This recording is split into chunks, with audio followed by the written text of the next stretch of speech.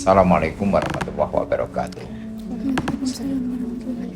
Bismillah, alhamdulillah, wassalatu wassalamu ala rasulillah wa ala alihi wa sahbihi wa mawalah, la hawla wa la quwata illa billah. Apa Pak? Apa kabar? Berdua baik ya? Alhamdulillah baik. Ya, kita lanjutkan bincang-bincang kita tentang persepsi dalam perspektif psikologi profetik. Itu ya? Iya. Kita itu apa yang kita lihat, kita dengar, dan kita pikirkan. Jadi kualitas diri kita itu tergantung dari objek yang kita tangkap, stimulus yang kita terima, karena itu akan terkirim ke otak dan bergerakkan di kita untuk mempersepsikan sesuatu itu. Nah, tergantung apa yang kita lihat, kita dengar, kita pikir itu hal-hal baik atau buruk. Itulah kenapa Islam sangat menaruh perhatian terhadap informasi sebagai sumber stimulus dalam kita mempersepsikan, yang mana persepsi ini akan berpengaruh terhadap pembentukan karakter tingkah laku kita, gitu ya. Nah, di dalam persepsi itu ada 3 komponen atau unsur. Pertama adalah bagaimana kita menyerap informasi itu, stimulan, terus kita akomodir, organisir, terus kita evaluasi, kita nilai. Nah, di dalam Islam itu sendiri, Rasulullah memberi contoh dan menganjurkan bagaimana kita selalu berhusnudzon. Karena kalau kita berhusnudzon, maka itu akan berpengaruh terhadap perlakuan kita terhadap yang kita husnudzon. Kalau kita melihat seseorang baik, maka kita akan hubungannya baik-baik saja. Tetapi kalau kita suudzon kepada seseorang, karena ada informasi yang tidak kita klarifikasi atau kita tabayuni, akhirnya kita menjaga jarak atau ada prejudis prasangka, ya, suudzon. Dan yang semula akrab terus menarik diri. Nah, itu imbas daripada persepsi, sehingga persepsi itu bisa baik positif, bisa buruk negatif, dan baik buruk ini berpengaruh terhadap pembentukan perilaku kita terhadap sesuatu atau seseorang, begitu ya. Apakah persepsi itu dinamis, berubah, atau tetap? Persepsi bisa kepada benda mati, bisa kepada manusia. Nah, yang susah ini manusia, karena manusia dinamis, kan begitu. Nah, itulah kenapa Rasulullah menganjurkan bagaimana kita berpikir positif, husnudzon, dan kalau ada berita kilfal, jangan serta-merta kita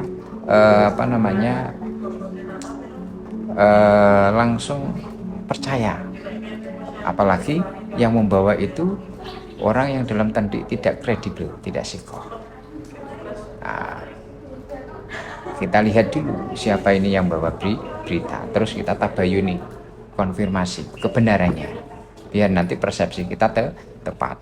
Dan kejujuran inilah di dalam data atau sumber informasi ini sangat diutamakan, ya. Inna sidqa yahdi ilal birra wa innal birra yahdi ilal jannah, kan begitu.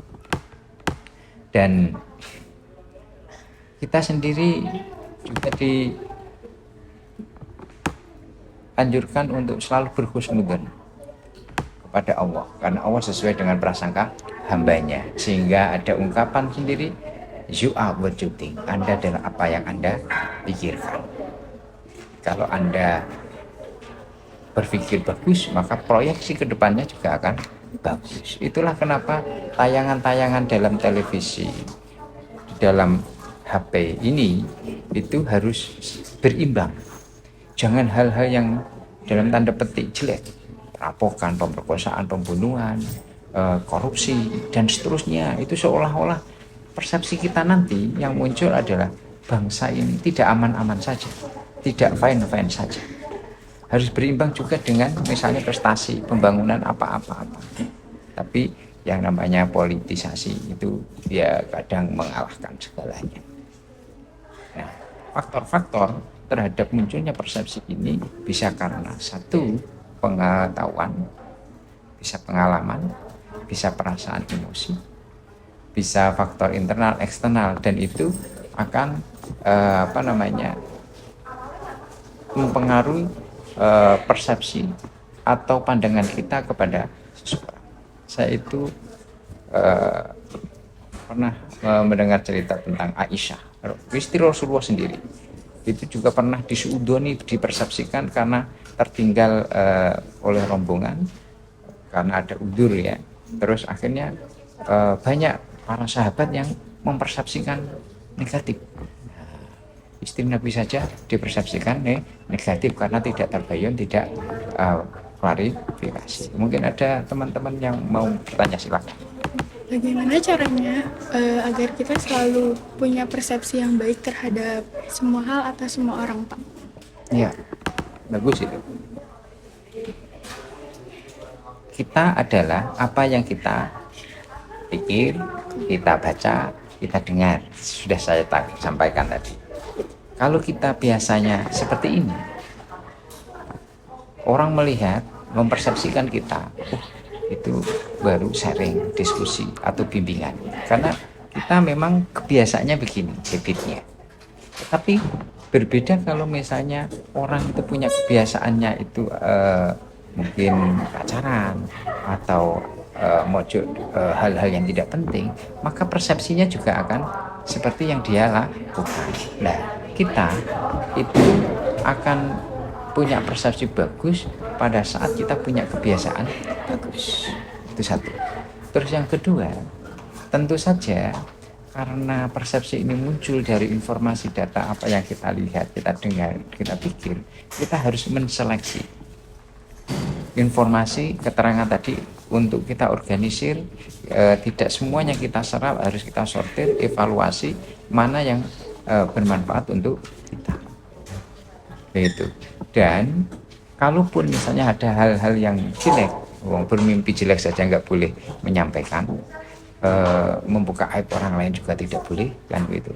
Sehingga kita harus bisa memilah mana yang memang harus kita expose, mana yang tidak, sehingga cukuplah hanya diketahui, tidak untuk di dalam tanda petik sampai mempengaruhi perilaku dalam bentuk ucapan atau tingkah laku kita. Itu ya. Ada lagi? Atau cukup? Silakan. Cukup? Ya. Kita tutup dengan bacaan hamdalah. Alhamdulillahirabbil alamin. Wassalamualaikum warahmatullahi wabarakatuh.